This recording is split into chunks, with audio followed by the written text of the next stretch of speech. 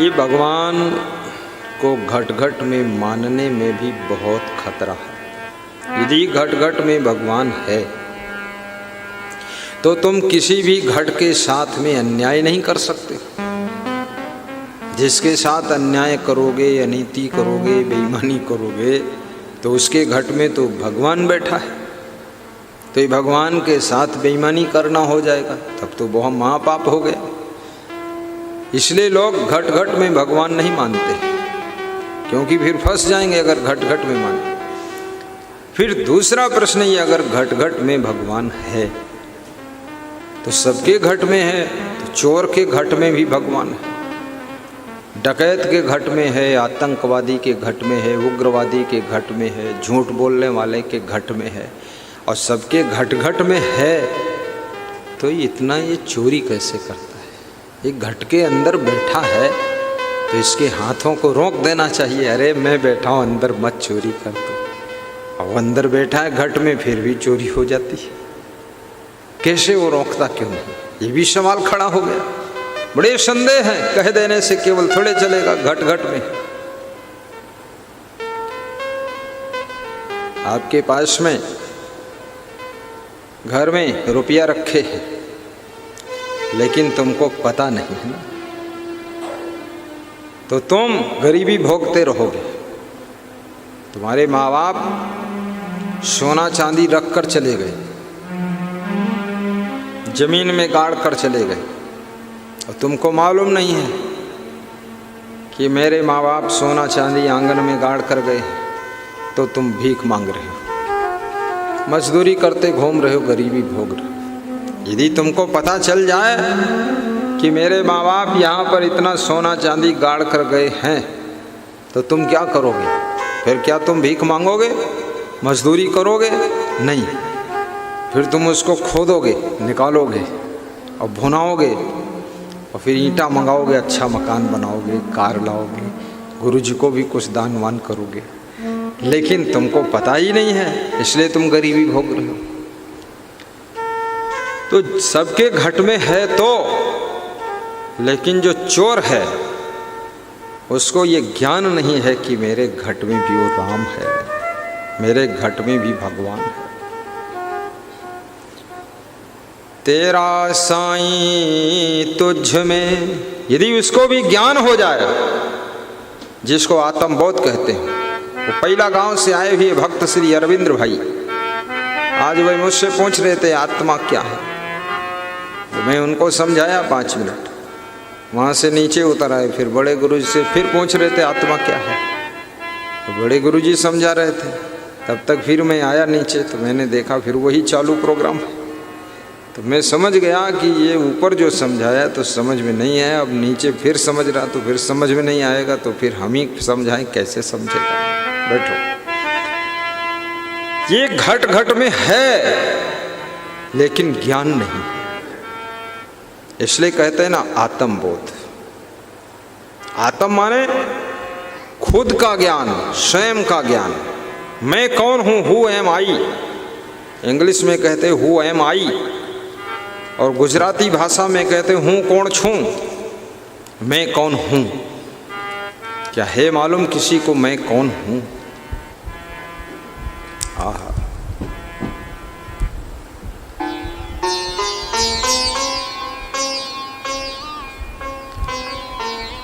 बहुत अच्छा है, घट घट में समाया है, लेकिन जानते नहीं हैं लोग।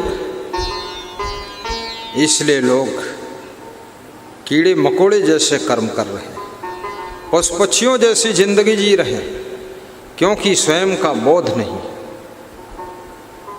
आत्मज्ञान नहीं है, आत्मा और परमात्मा का बोध नहीं है, जिसके कारण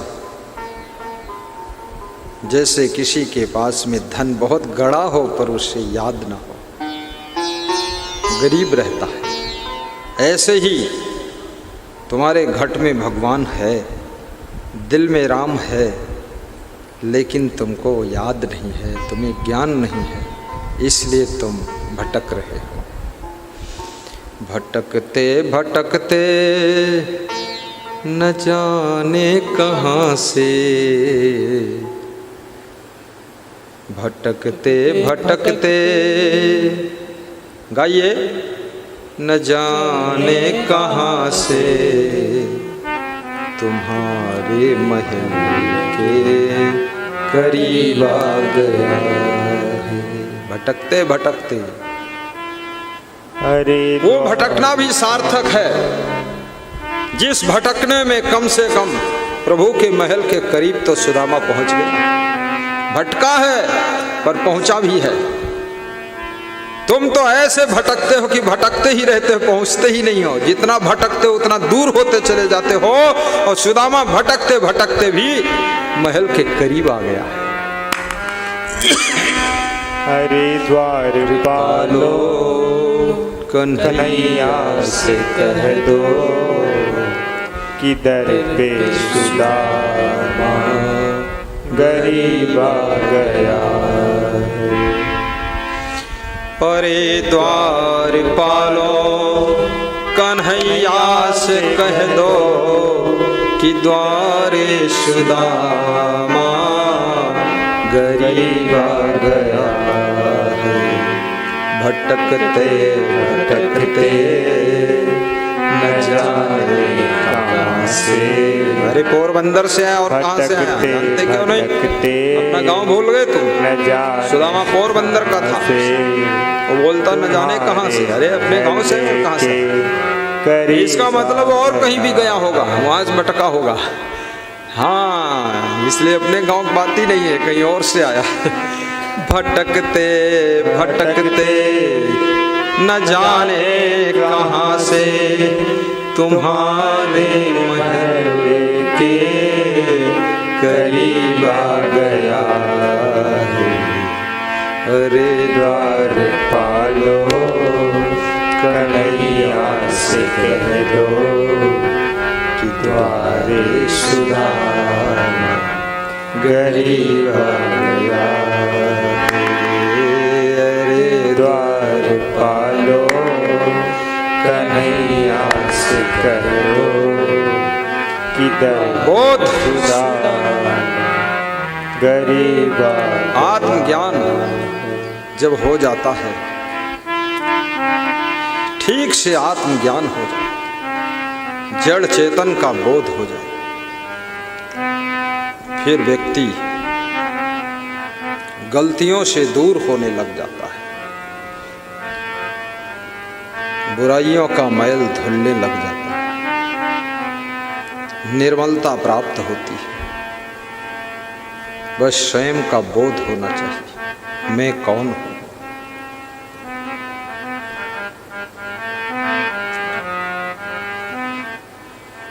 अहम शुद्ध चैतन्य ज्ञानम स्वरूपम अजरहम अघर्षम अखंडम अनूपम। अहम शुद्ध चैतन्य ज्ञानम स्वरूपम अजरहम अघर्षम अखंडम अनूपम। अहम शुद्ध चैतन्य ज्ञानम स्वरूपम अजरहम अमरहम अखंडम अनुपम। मैं अजर हूँ, अमर हूँ, अखंड हूँ, अनुपम हूँ। आत्मा की उपमा किसी से दी नहीं जा सकती। निराला है आत्मा, और जो आत्मा आपके अंदर है वही आत्मा इनके अंदर भी है।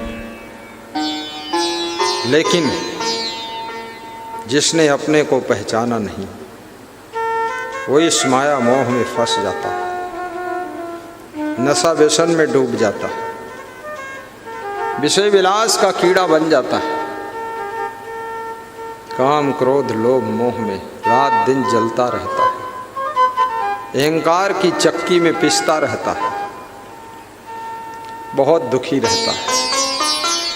कितनी महिलाओं को देखा गया, वो सुबह से शाम तक रोती रहती, रात में भी जब जागती हैं तो फिर रोती, 1 बजे रात को रोना शुरू करती, छत पे बैठ कर रोती, बहुत पागल है।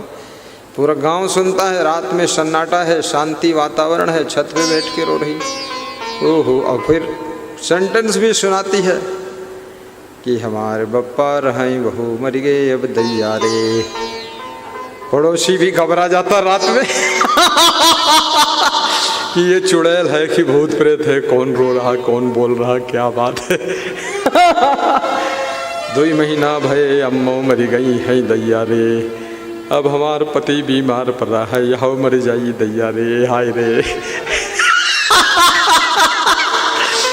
बहुत पागल औरत है, ऊपर रो रही, छत पे बैठी, उधर नीचे बैठ खाम खा ऊपर रोती, दरवाजा बंद कर। ये रोने का विषय है, ज्ञान नहीं है, संसार मृत्युलोक है, तेरे माँ बाप कोई अजर अमर विनाशी है, यहाँ मरने के लिए ही सब पैदा हुए हैं। जिसका जन्म हुआ है सिर्फ मरने के लिए हुआ है, और जन्म और मरण के बीच में जो टाइम है जिसको जीवन कहते हैं, उस जीवन में जो कुछ करना है कर लीजिए, करने का अवसर मिला है। बाकी आप सोचो कोई यहाँ अमर रहेगा नहीं। बस बहुत अच्छा, इस बात पर खुश होकर के वो आदमी 50 रुपये दिया, दैया रे मैया रे। बहुत बड़ी बात है, ये रोने से काम नहीं होगा। मृत्युलोक है, समझो। आत्मज्ञान का मतलब इतना ही नहीं कि मैं आत्मा हूं, अमर हूं, बस हो गया। आत्मज्ञान का मतलब फिर आत्मा का ज्ञान भी तब ज्ञान माना जाता है जब मन का ज्ञान हो, इंद्रियों का ज्ञान हो, शरीर का ज्ञान हो, संसार का ज्ञान हो, जगत की वस्तुओं का भी ज्ञान हो, जड़ तत्वों का ज्ञान हो, और आत्मा का ज्ञान हो, चेतन का ज्ञान हो, जीव का ज्ञान हो, जड़ चेतन निर्णय का बोध हो, तब समझ लो कुल मिला के आत्मज्ञान माना जाता है। ऐसे केवल तुम किसी को समझा दो कि तुम अमर आत्मा हो, बस ऐसे कुछ नहीं होगा। फिर मौका आएगा तो बहुत चिल्लाएगा, बहुत दुखी होगा। पूरा ठीक से समझना पड़ेगा। नाशमान संसार है सो तो ठहरे नाय, तासु मोह न कीजिए यह निश्चय मन माही। सब जगत नाशवान है, और मृत्यु के बारे में भी ज्ञान। देखिए ज्ञान बहुत विशाल है, ज्ञान समुद्र है। जस विशाल भव सिंधु है तस विशाल भवयान, जस विशाल यह जीव है तस विशाल गुरु ज्ञान। गुरु का ज्ञान भी बहुत विशाल है। कैसे? आप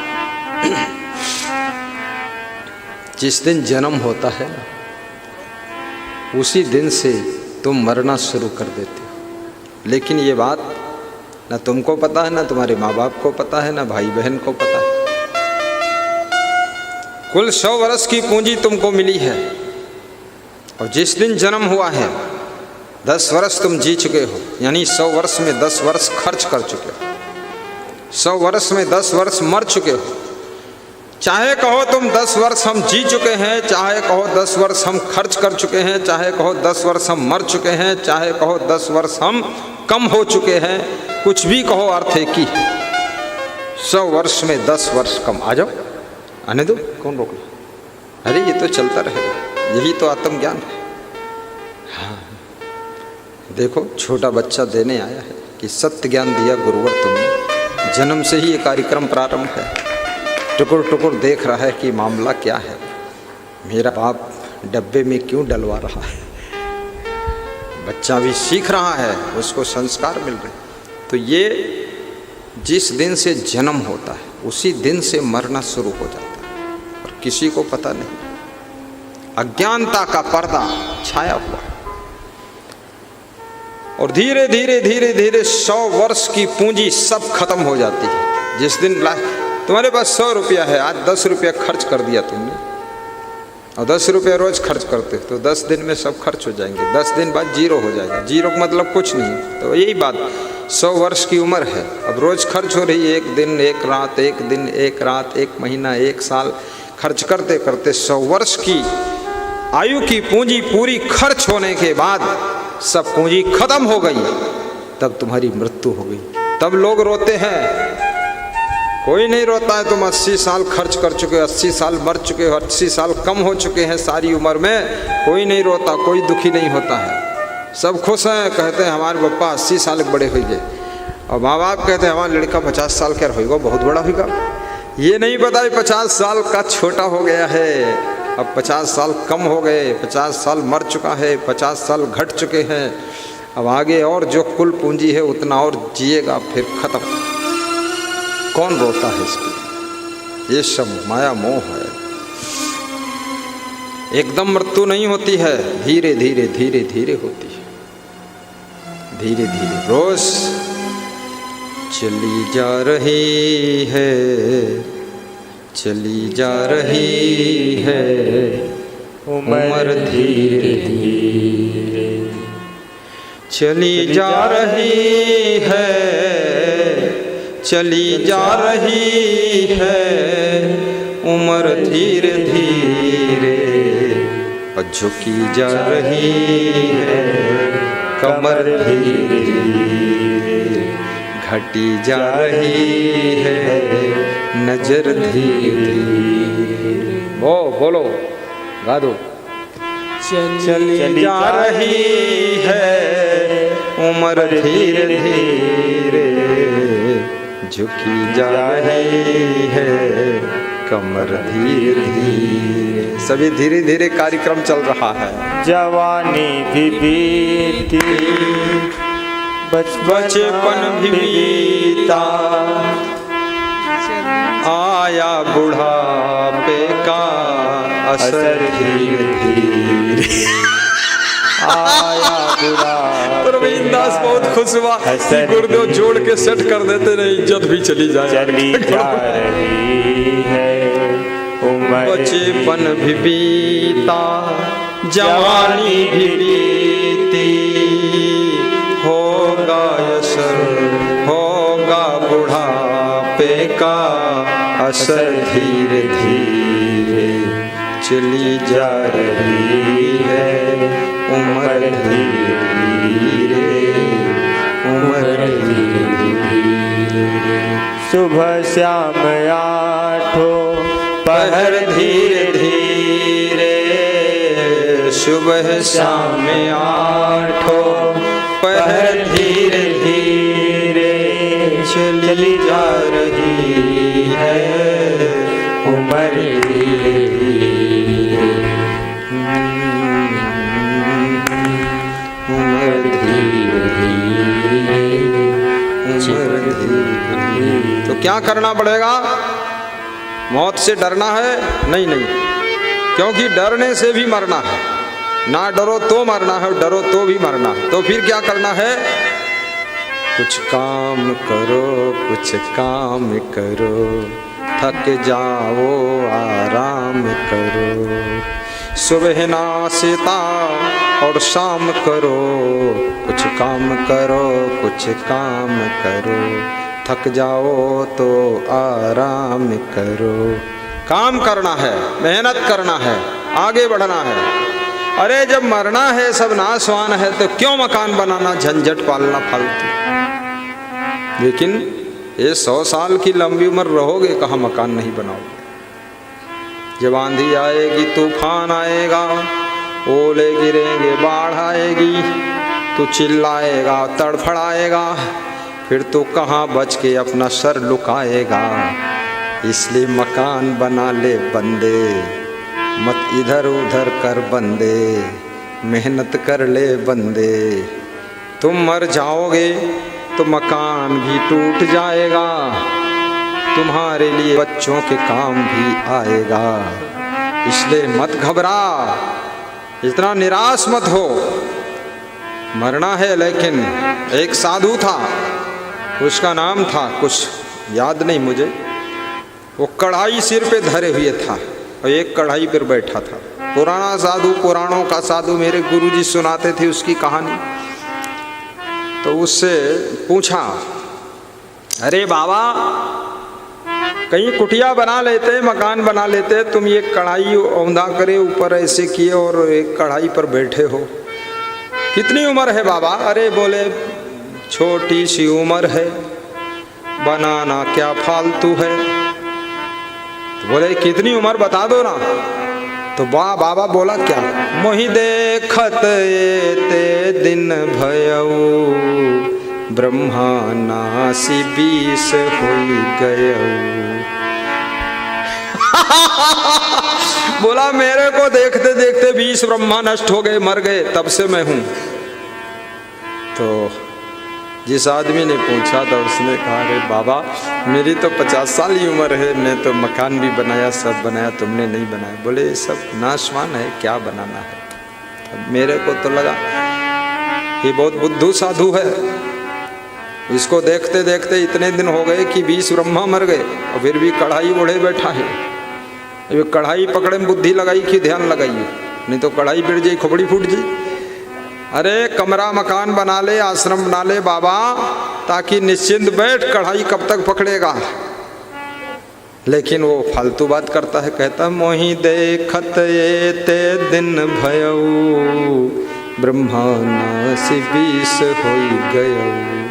नहीं नहीं, ऐसा नहीं, नासवान तो सब है, तो क्या सड़क नहीं बनाना चाहिए, गाड़ी नहीं बनाना चाहिए, कपड़े नहीं बनाना चाहिए, तो ये संसार की व्यवस्था बिगड़ जाएगी। नहीं, सब बनाना चाहिए, दुकान भी खोलिए, मकान बनाइए, गाड़ी लाइए, सड़क बनाइए, रेलवे लाइन बिछाइए, घबराइए मत, हिम्मत रखिए, साहस रखिए, थोड़ा थोड़ा धीरे धीरे करते करते सब बन जाएगा। तुम बना दोगे तुम्हारे बेटे रहेंगे, तुम्हारा बाप बना दिया था तो तुम रहते हो, और तुम बना दोगे तुम भी रहोगे, बेटे रहेंगे पोते रहेंगे, और बेटे बना देंगे तो उनके बेटे पोते रहेंगे। याद रखना, थोड़ा दूसरों के लिए भी करना चाहिए। परहित सरिष धर्म नहीं भाई, पर पीड़ा सम नहीं अधमाई, पर पीड़ा सम नहीं अधमाई। वो ज्ञान नहीं है, वो बाबा बनकर बैठ गया है वृक्ष के नीचे, कढ़ाई लोढ़ के बड़ा लोहड़ा ओढ़े। लोढ़वा ऋषि बोलते, क्या बोलते उसको, लोमस ऋषि।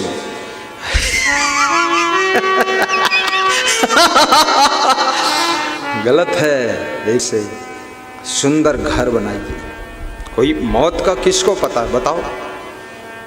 श्यामा 100 बरस का है, पल की खबर नहीं, एक पल की खबर नहीं, लेकिन 100 वर्ष का आइटम दिया गया तुमको। बहुत सुंदर मकान बनाओ। वाल्मीकि ने बहुत सुंदर आश्रम बनाया था। जब राम ने वाल्मीकि के आश्रम को देखा तो राम गदगद हो गए। सुचि सुंदर आश्रम निरखी, हर से राजीव नैन, समाचार सुनि वाल्मीकि आगे आयो लेन। सुचि माने पवित्र और सुंदर आश्रम देख करके भगवान श्री राम के नयन हर्षित हो गए, पुलकित हो गए, गदगद हो गए देखते ही, वाह क्या सुंदर आश्रम।